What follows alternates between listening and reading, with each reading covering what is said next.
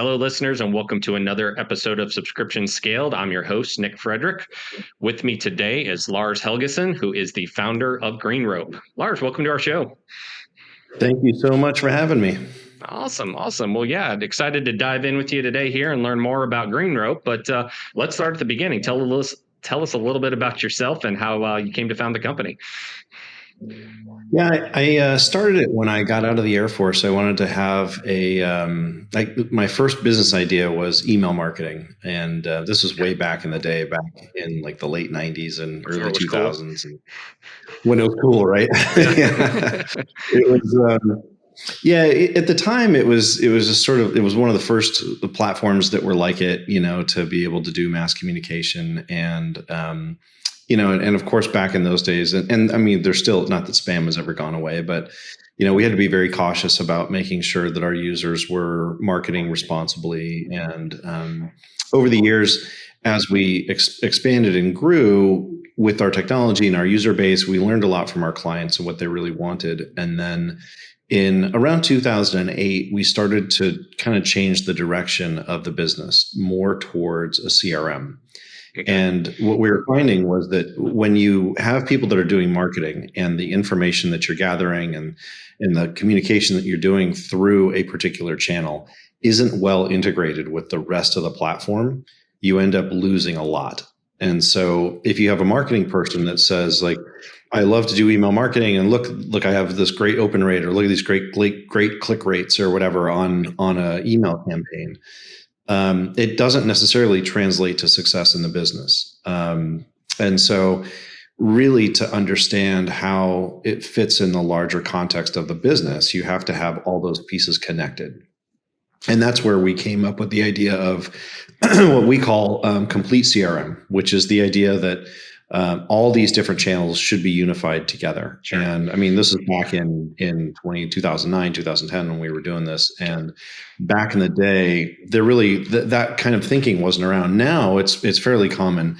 There's even a category, like all-in-one CRMs that talk about doing the sales enablement, the CRM, the marketing automation, and some of the other elements that go into running a business into a single system. Mm-hmm. And so that was really the genesis behind why we built the platform that we did. And the idea was if you can connect a lot of these things together, make it easy for a business to do that, then you remove a lot of the complexity in what it takes to actually run that business, so that you're not spending all your time trying to figure out how to connect one piece of software to another, mm-hmm. who's got access to the data, what are your vectors for loss. I mean, especially now with all the ransomware and other issues that are happening in there, the more you can simplify your business and simplify the way you manage the data in your business, the more effective you're going to be as a business. Yeah. And that's really why we built the system the way we did. So we have the email marketing, we've got the mobile marketing with text messaging. We've got push notifications, we've got, and then all the web things like web analytics and forms and all that. But then we also go into on the customer service side with a support ticketing system, and we have an event management platform, we have a project management platform, we have a knowledge management platform. So all of those things are all integrated. They're directly built into the GreenRope system. And so our clients come on board, they start integrating the pieces together, and kind of dovetailing into what we're talking about today is we create a subscription model based around the access to those components. And we want to make it so that it's easy for a business to connect those various different business processes to one piece of software, mm-hmm. and help them through that consolidation, make the management of the business easier, more efficient, and ultimately more effective at marketing and communicating with your leads and your clients. Did you see, so all of those modules you were just describing, did you see those as natural extensions and a way to grab more dollars from your existing clients, and because you saw them going to maybe other third parties? Or what was, I mean, you're covering a lot of ground there. So why did you evolve your product that way? Well, the idea behind, and we wanted to make a simple business model, a simple revenue model, so that our customers don't have to think about do I want to invest an extra X dollars in this particular function to have that integrated into the CRM? So it wasn't so much a revenue grab from our perspective as it was a value add to what we offer. Mm-hmm. So that if you're a business and you already have your CRM and you're thinking, well, do I want to go out and get another third-party support ticketing management system, or should I just use the one that's built into GreenRope? Yeah. If there's no cost to using the one that's built into GreenRope and it automatically integrates all the conversations and all the automation into the CRM, it's going to make your life a lot easier to stay with GreenRope. So for us, it's about creating that long-term sustainable value. Mm-hmm. And because we don't charge for those features, we want our customers to look at our platform and say, we get so much out of GreenRope, we never want to leave. Mm-hmm. And we don't have long-term contracts. We do month-to-month contracts. We allow people to prepay, and they can do annual things if they want to. But as long as we're providing that that value, then they're going to want to stay. And and that's really the model behind it. We want to create lasting relationships with our customers. So you were talking about all-in-one, kind of, you were pioneering it when you guys went from email marketing to CRM to all these other things. But now maybe it's not table stakes these days, but there's a lot of competition that are providing a lot of those services. But I, of course, any business is invested in some of those things. They like to tack on a whole lot extra as you start going up that value change. But it sounds like what you're saying is, we want to keep adding value to keep the customers that we actually have, which that's a little bit counterintuitive there.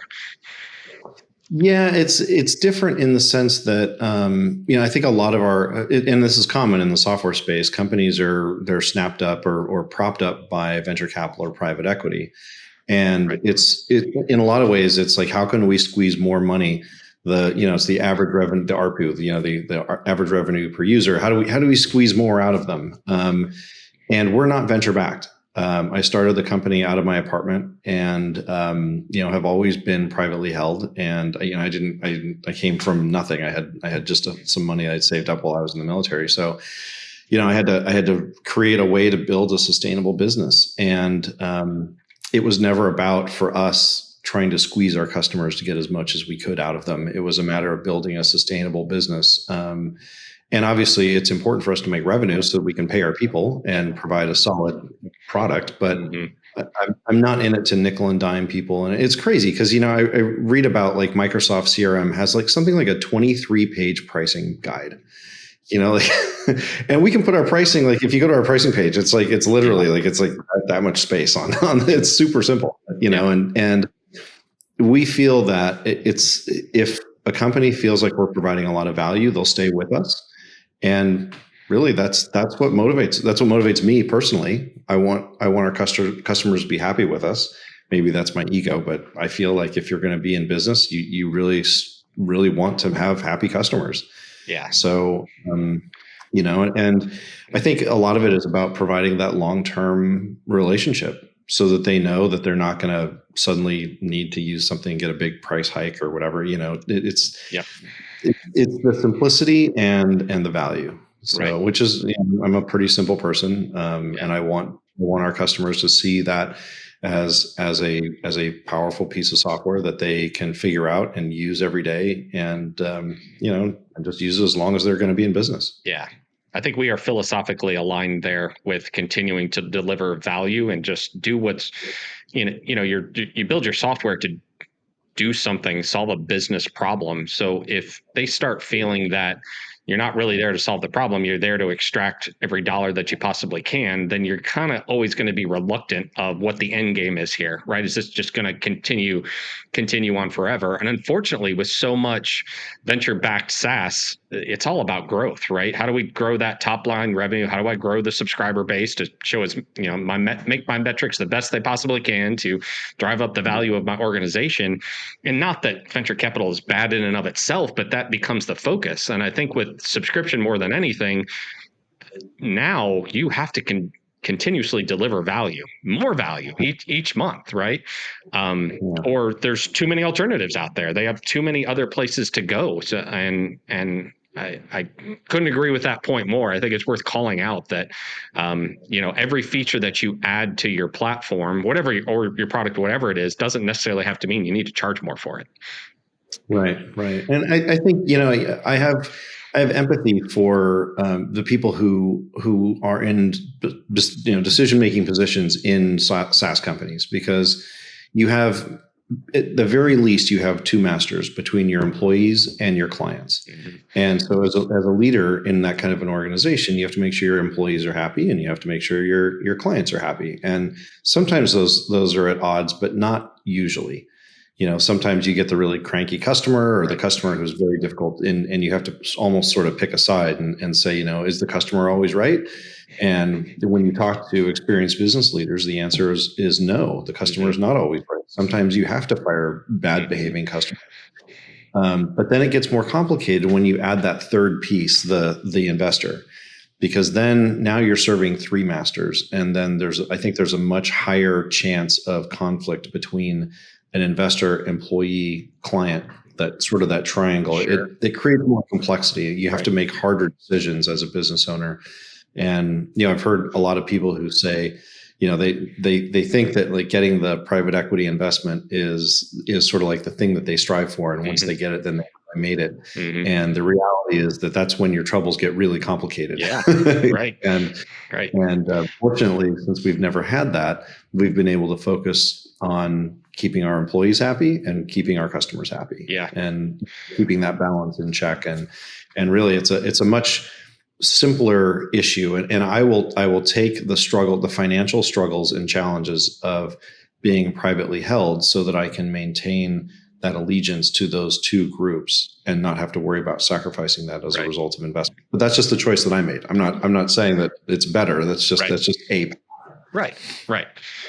It absolutely can work, and you can do it the right way with infused capital. There's not anything inherently wrong with that, but you're right. Now you've got yet another stakeholder in the game that you have to think about constantly, just as much as you're thinking about the other two. So, yeah. Right.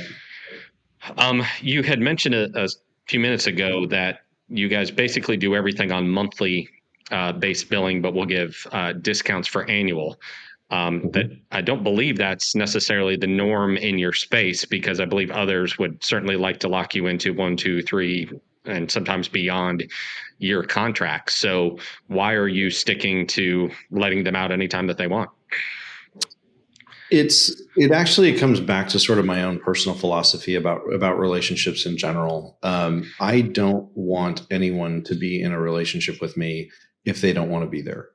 And if you look at a business relationship, I mean, you've heard the expression, people do business with people they like. I mean, it's very difficult, I think, to completely dehumanize a relationship between a customer and one of your business and your customer, and just say, well, they're just a number. I mean, there are some companies that do, but I think the more successful ones try to humanize the relationship between the business and their customer. Mm-hmm. So to me, it's important for me to feel like our clients are with GreenRope because they want to be there. And so I don't want to hold somebody's feet to the fire. And yeah, we might have a slightly higher churn rate. I mean, when COVID hit, our churn rates generally are around 0.5%. Okay. And when COVID hit, our churn rates skyrocketed. This is back in 2020 in March, April, May, June, when the lockdowns really started to affect what people were doing with their businesses, and our clients were going out of business or having to do very strict austerity measures to just survive, put food on the table. And so in those times, there were some clients where we had to give them, a few months of a break where we wouldn't charge them, or we'd charge, they'd make it up later. And having a month-to-month contract made it easier for me to say, if this is something that you need to do and you need to export your data and live off of Excel for a while, and because it's free, like if that's the way you got to do it, that's the way you got to do it. And most of those customers eventually ended up coming back to us. Yeah, I was going to ask that part. Yeah. How many came back? Yeah, even in some of their businesses, they went out of business. They went to a different business. They recognized that we treated them very well, and then they came back Sure. because they realized that if you're going to do business with a company, better to be with one that understands that you're going to go through, you may potentially run into hardships, and is not going to try and hold a contract and say, well, actually, you signed this, though you got to keep paying us money that you don't really have for the next few years. And I don't want to be that guy. Yeah. Yeah. I've posted a number of times recently and written white papers around the hiding of the cancel button and how bad that actually is for your business. And, there's a knee-jerk reaction to letting somebody out of a contract and what that would do to your short-term revenue. I get that kind of visceral reaction to, wait a minute, I don't want to walk away from cash. I got people to pay. Totally appreciate that. But for the long-term effects on your business, you piss off a customer like that, they are very unlikely to come back. You've certainly burnt the bridge, but there's been so many examples, as you just outlined, of customers coming back because they were treated right, maybe with that business, maybe with another one, maybe in a personal experience, but there's enough evidence of that to say treating people right is really the key to long-term success, right? Yeah, and that's really how it is. I mean, I view all these as long-term relationships, and I would, of course, you could get the short-term gain, but that's not the philosophy I want to live my life with. Right. Right. Well, and as a bootstrap business, right, you're not doing this to bolster company value so that you can sell it at some point or even go raise more capital, which unfortunately those things do play a big factor. And when businesses get evaluated, what's the value of those long-term contracts, customers that you, at least on paper, think are going to be there for the next few years. So I get what they're trying to do there, but the impact on the other side to the customer is usually a negative one, not a positive one. Right. So yeah, that's just, I think, one of the advantages you get by being in the position that you are and kind of not serving a third master, to use your words. Right. Yeah. Right. You were talking about the pandemic there and what it did to the churn in the short term. What did you do from a business perspective once you started seeing what was happening and businesses having to exit? But yet, in those first few months, none of us knew what was going to happen, how long this was going to last, and what it was going to do to the economy. So, I mean, what did you do from a business perspective to kind of prepare yourself for that? It was definitely difficult. We're not a huge company. We don't have giant coffers, backing us up. I mean, we have, we're stable, obviously, but it's a matter of, when you start to see your customer base starting to erode, it can be a little frightening. So there's a couple ways you can react to that. One is that fear-based reaction of the sky is falling. Now we have to, fire a bunch of people and anticipate all that. And I didn't do that. Instead, I felt like the better approach was to focus on something that could be positive. We actually, just before the pandemic, one of our engineers, who was a friend who worked with us for 10 years, passed away from kidney cancer. Oh. And as a result, of course, that had a big impact on our small team. Sure. It was very difficult to lose him. But I felt like, you have a choice between when the decisions that you make, do you make them out of fear or do you make them out of love? And I thought, well, we could make something positive out of what's happening in a very challenging situation for a lot of people. And so we created this Give Back CRM program in honor of Tom, this engineer that passed away. And the idea was that our technology is free to nonprofits so that they can use our system for their CRM, marketing automation, whatever, up to a certain size. I mean, obviously, if you're an NPO like the Red Cross, we couldn't support that. And even then, we give pretty significant price breaks. But up to a certain size, it's free. And so they come in, and all they have to do is go through our certification program, which uses our embedded learning management system, and then they can access and use the platform for free.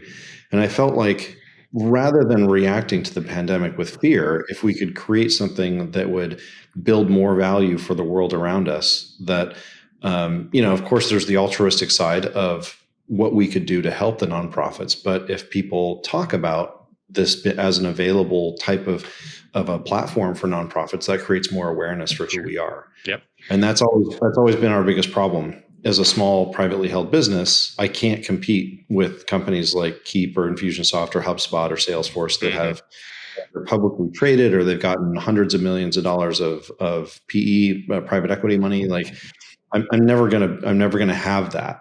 So if I can create some way to demonstrate the value that we can provide to organizations that could leverage our technology, then obviously those organizations benefit. And then there's sort of a little bit of PR that we get as a result of doing that. Yeah. So a little bit of trade-off, but I felt like that was a healthier, more positive approach than a fear-based approach. Right. Sure seems that way. What was the reaction from your employees to that program, or was it kind of a collaborative effort to come up with that? It was collaborative because we talked about what are the things that we could do to counter the fear at that time that was really gripping a lot of our society about, how bad is this pandemic going to be? How bad is it going to be, physically for everybody's health? How bad is it going to be economically? Politically, and it was a very charged kind of thing. So, you have to be very careful about where you fall on issues that could affect, your perception as a business. And so the Give Back CRM program was very universally applicable. Something that focused on, if you're going to be a 501c3 or a 501c6, you're doing it for the betterment of the society as a whole. Yep.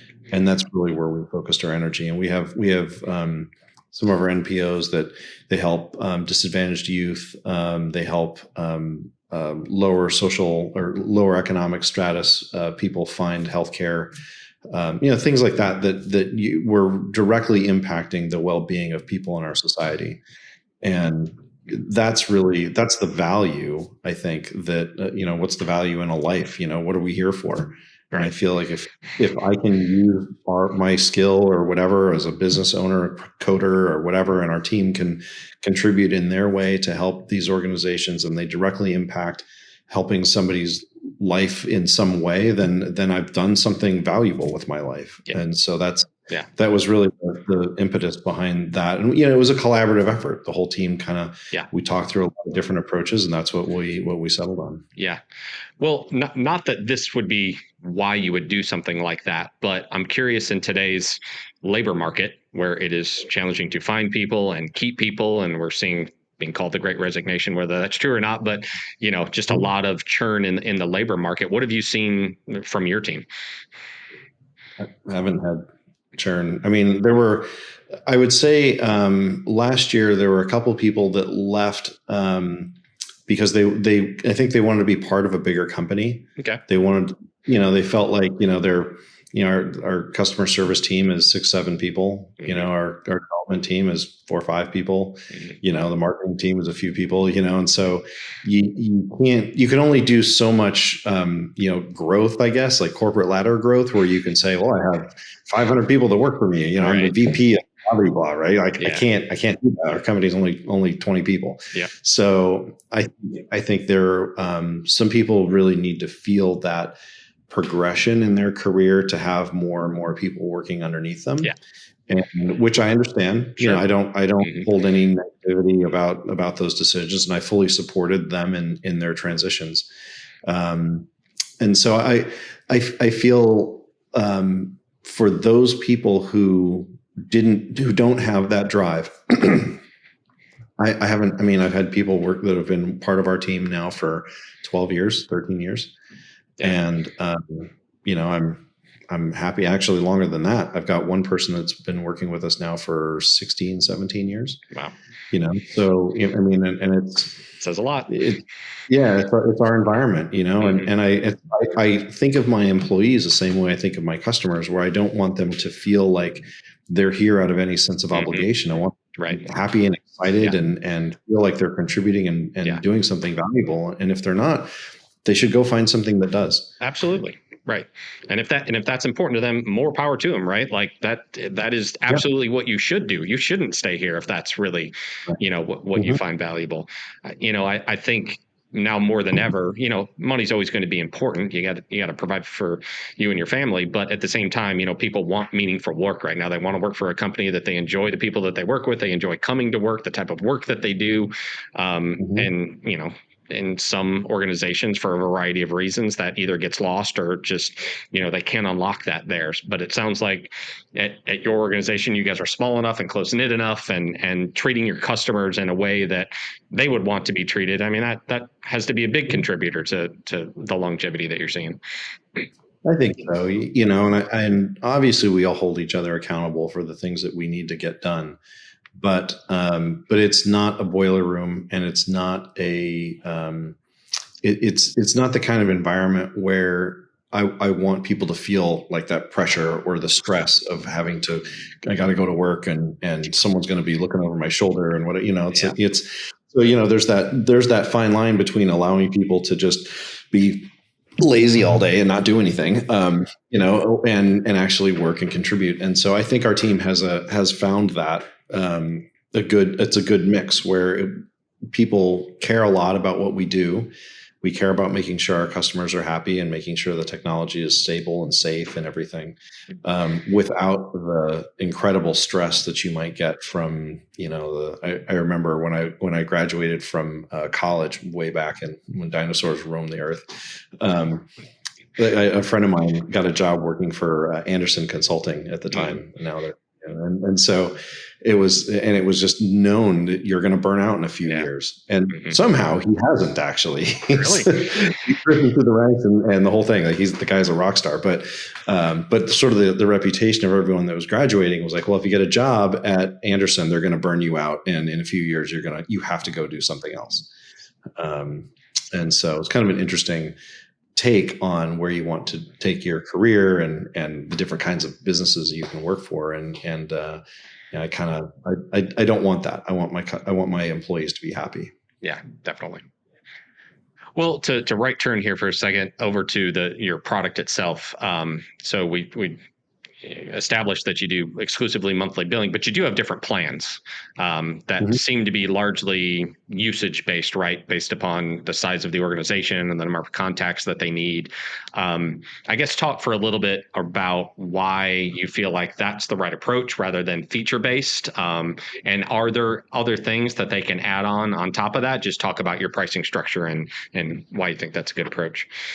Yeah, it's a good question. There's a lot of thought that has gone into what we've built. It is simple, but getting to that point was a lot of research and thinking and talking to customers and evaluating the market.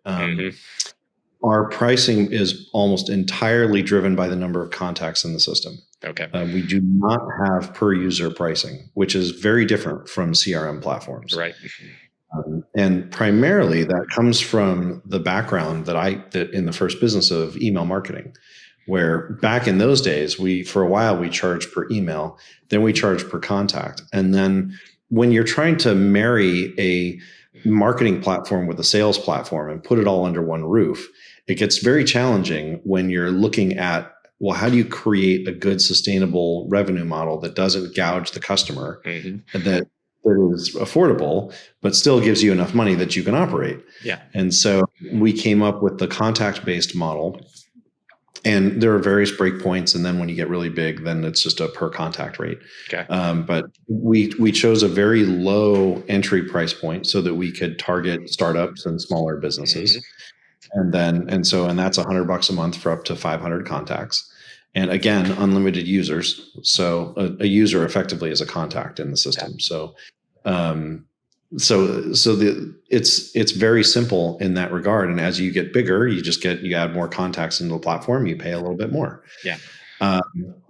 The only other real add-on that we have is the use of our Twilio integration to do text messaging and call management. Okay. So if you do text campaigns, there's a hard cost that comes from Twilio to be able to do that. And then if you get phone numbers and you do call management, so you can do click to call and you can do inbound call management. It'll do transcription and recording and all that stuff. Okay. there are costs that are associated with that we just pass on from the provider. Okay. So there's a little bit of a markup to cover network and software and all that other stuff to actually process all that stuff. But the primarily the cost for subscription is driven by the number of contacts. Okay. Gotcha. That makes sense, right? It's going to align with the amount of revenue they're theoretically making by having that many contacts. I myself have been frustrated at times when I think you've got, what is it, 6 or 7 different tiers here, which at first glance is like, wow, that's a lot of tiers. But at the same time, some of these take you from like their small business starter price up to this mid-level price that takes you from like $100 a month up to $1,000 just by adding one more user.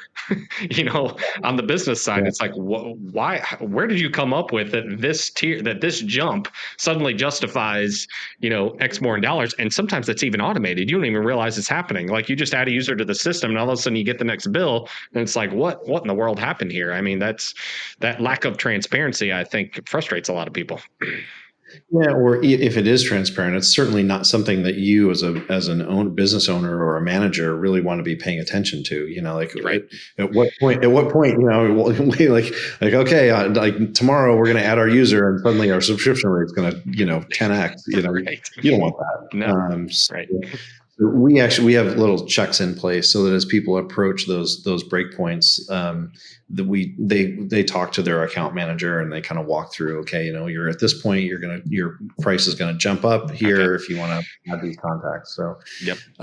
That's also the nice thing about per user pricing. By avoiding per user pricing, a lot of companies that do work with software that are per user pricing will have people share their users. Yeah. And so, because it's cheaper, sure. Right? Mm-hmm. I can save $200 a month by having 2 people log in with the same username, which obviously Netflix isn't very happy about. but on a corporate level, with especially with CRM software, that's a terrible thing.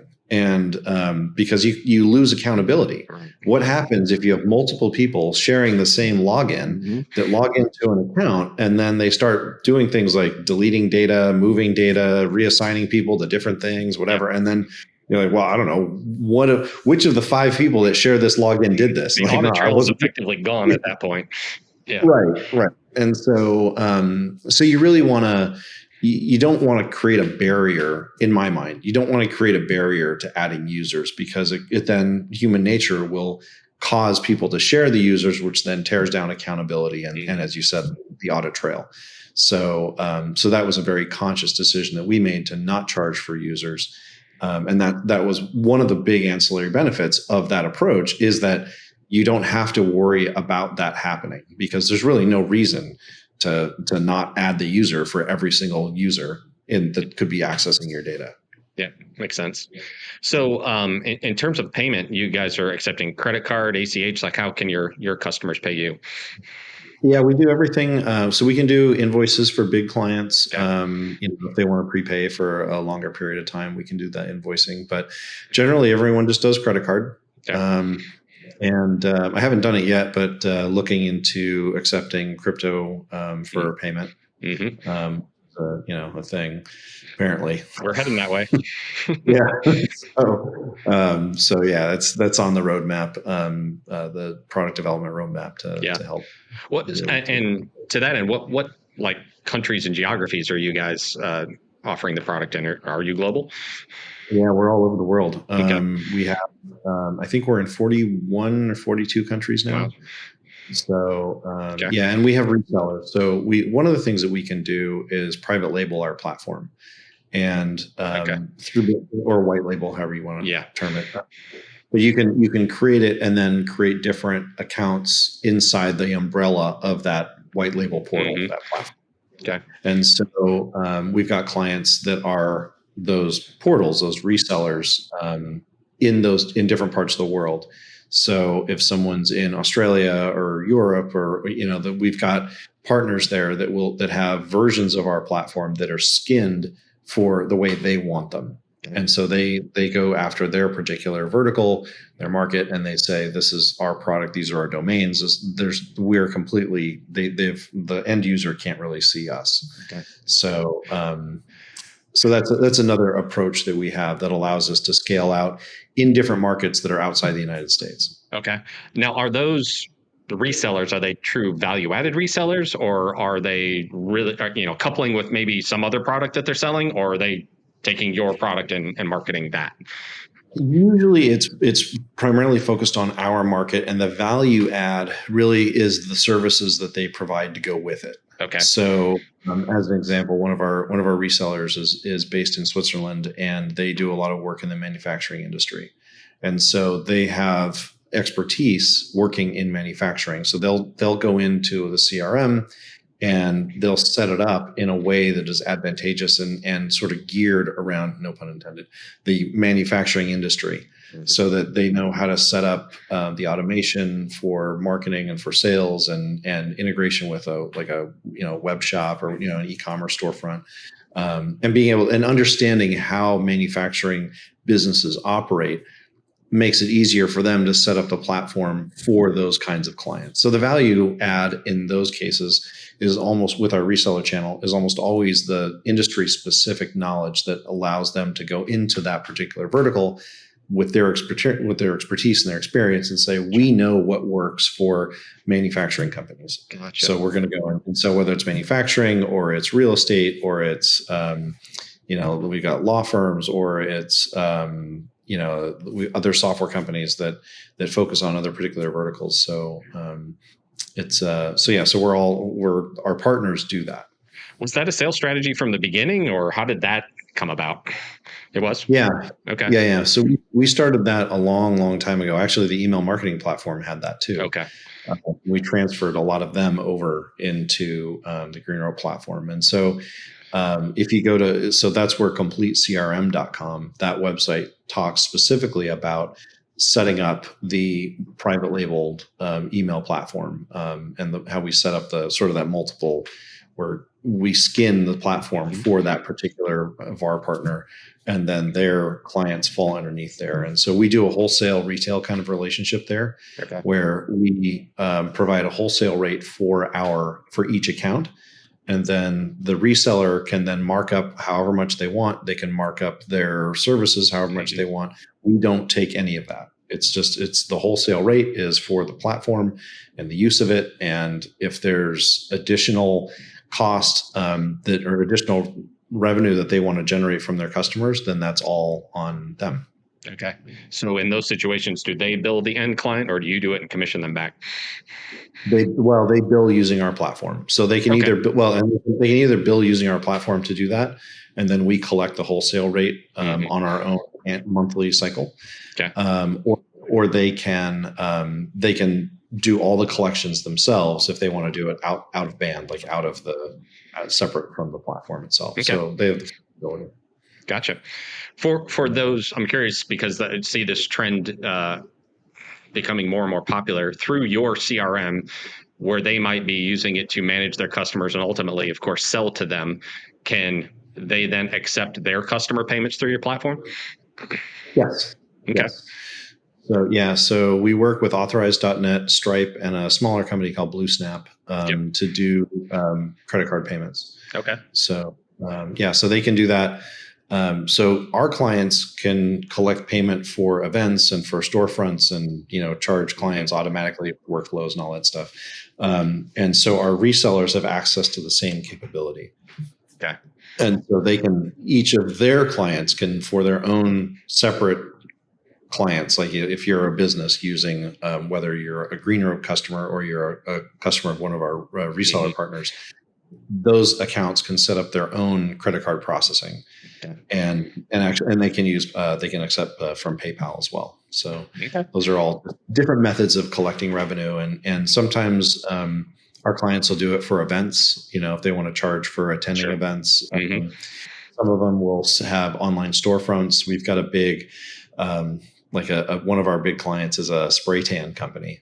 And so they've got tons of different stores and different markets and everything that they sell products through. Okay. So which is fascinating. Yeah, I never would have thought that would have been a thing, but it is. And it's very successful. They do all kinds of automation around the whole thing. Okay. So there's all different things. But then we also have integrations with Shopify. Okay. If you've got other things, either through Zapier or actually with Shopify, we've got a direct integration using their webhooks that allows you to take a transaction or an abandoned cart and have that kick off an automated workflow or any kind of automation that you want. Nice. So yeah. Awesome.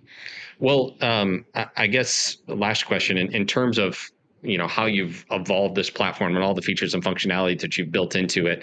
I think one thing founders are always interested in as they grow is how have you decided to make those investments, and then have you done that organically by just building the functionality yourself? Have you bolted on other people's functionality or licensed it? But what has been your thought process around those growth options? Yeah, so the answer is always it depends. Right? Sure. There are some parts that are a little more intensive, like building the integration with Shopify, the integration with Zoom, because we have an e-commerce storefront, but Shopify is way bigger. I don't want to get into the business of video conferencing. So our integration with Zoom is set up so that someone can integrate their attendance, their webinars, whatever, and that data can come right back to our CRM. Yep. And so a lot of that discussion is what do we want to build in-house versus what do we want to outsource, through partnerships. Yep. A lot of almost everything that we build is driven by customer demand. So when we talk to our customers and we ask them, how can we add more value? That's where we find out, well, we need this piece of functionality would help us do X a lot better. We have one of our customers is a very large web hosting company based in Europe. And they come to us with some pretty heavy requests, but they're a big customer, and and sometimes if they need something right away and they require me to pull a developer off of something else that they're working on, we'll charge for them to do that. And so some of our customers say, I need this so badly right now, I'm willing to pay for the development work to do that. Otherwise, I have to wait, obviously, until we get to a point where we can approach that solving that particular problem or building that particular feature. That is the conundrum that a lot of SaaS organizations find themselves in, right? Is the desire for the product roadmap and where you want it to go and what's going to benefit the most customers versus either the big guys or the ones that's screaming the most and wanting a feature right now. But it sounds like you guys have a process for addressing that. We do. It's and sometimes it's conflicting, because if you have a lot of customers that are smaller that could benefit from something versus a couple of really big customers that could benefit from something, which do you give more weight? How hard is it? How much effort is it going to take on behalf of the developer? Is it going to be disruptive to the whole architecture? Sure. Do we have to make a lot of changes? There's a lot of moving parts in making those decisions. And so we have a sort of a spreadsheet that we use for calculating where we are. And then if a customer comes to us and says, I'm willing to foot the development of this bill, which if they're using a normal CRM, I shouldn't say normal, like a sort of a traditional old school CRM, they'd be building everything from scratch anyway. Right. If you're on Salesforce, Oracle, Microsoft, whatever, the core functionality of the platform just really isn't that good. The success of those platforms is based on what do developers build on top of them. And so they would be paying for developers to do that already if they were on that kind of a platform. They come to us and they say, well, your platform does 99% of everything that we need to do. We just need this last little sliver of functionality. Mm-hmm. They don't have to pay for the 99% that's already been done, which is very different from the traditional CRMs that require you to do all that work to customize it for your particular business. So for them, even if they do pay for, if it's a few $1,000 or whatever to pay for a feature that they need, that's nothing compared to what they would have to do to design their own from scratch with a different older school, kind of more traditional CRM platform. Yeah. When a customer pays for that feature, do you extend it to the rest of the base or is it exclusive to them? Every feature we do is shared with everybody. Okay. So, and it's sort of sometimes they're kind of bummed about that because like, well, I'm footing the bill for this development, and so That like, was going to be my follow-up question.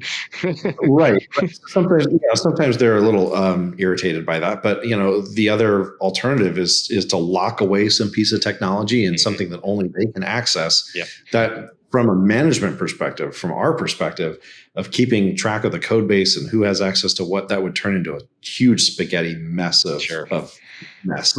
So, I don't want to do that. And so, really, what they're paying for is for the developers to basically put a hold on everything else that they're working on and build this thing for them, knowing that it's now going to be accessible to everybody else. But if they don't want to pay, then they can wait. So, it's just sort of, if I had more resources, I'd just be like, of course we'll build that for you, because I see the value in it. Let's just build it. But when you're a team of 20 people, I don't have an army that I can just be like, oh, hey, let's throw another few developers on this, because we're just not that big. Yeah. Well, Lars, I've enjoyed this conversation and really appreciate how transparent and open you've been about your experiences and what you guys have done. If any of the listeners today have questions about what we've talked about or want to learn more about GreenRope, where can they go? You can go to greenrope.com. And so we have everything on our website there. The value-added reseller program is completecrm.com. Okay. And if you want to learn a little bit more about CRM and read CRM for Dummies, I wrote CRM for Dummies from the series. So that's on Amazon. It's pretty cheap. I think it's like $15 or $20 or something. Awesome. Yeah. But it's very relevant today. I mean, it was written a few years ago, but it's all the same concepts still apply to businesses today. Yeah. Cool. Awesome. Well, Lars, thanks again. Really appreciate the time and enjoying learning about you guys, and best of luck going forward.